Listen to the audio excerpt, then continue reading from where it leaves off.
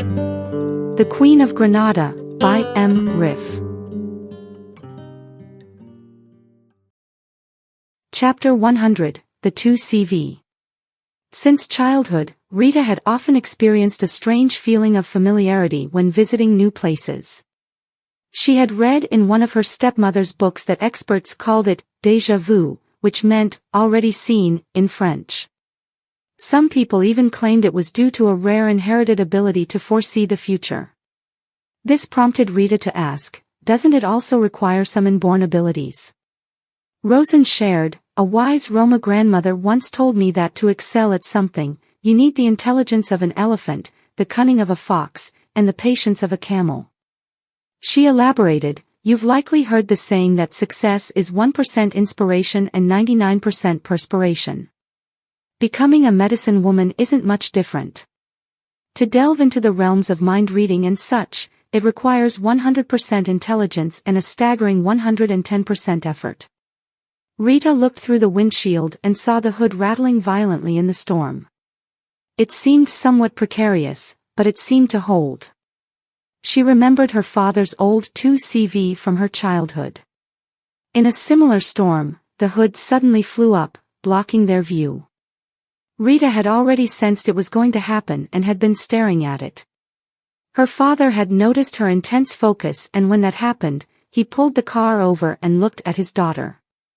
Rita sat quietly with her arms crossed, what did I say, look on her face. Rita leaned back and asked, did you always dream of becoming a medicine woman? Rosen smiled, not at all. She added, back when I was studying sociology, we had a few lectures on shamanism. I was as skeptical as most others in the class. We all considered it superstitious. But later my view changed when I started taking a serious interest in it. Curious, Rita inquired, what sparked your interest? Rosen smiled again, teasingly, I knew you'd start asking probing questions about my past.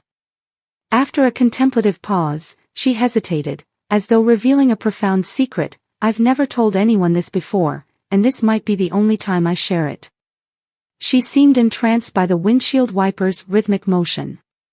Staring into the darkness, she continued, I was nearly Nuria's age when my nightmares began.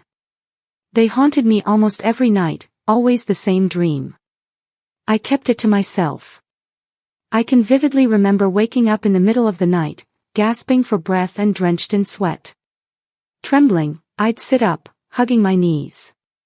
Those nightmares are still so vivid in front of my eyes.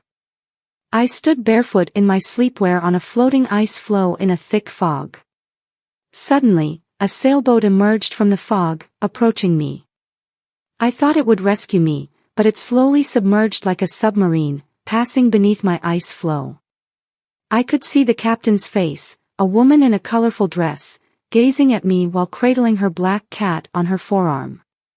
Even underwater, it seemed the boat still caught the wind in its sails. One sail carried an eye and the other had a snake. With the billowing motion of the sails, the eye seemed to blink, and the snake writhed forward.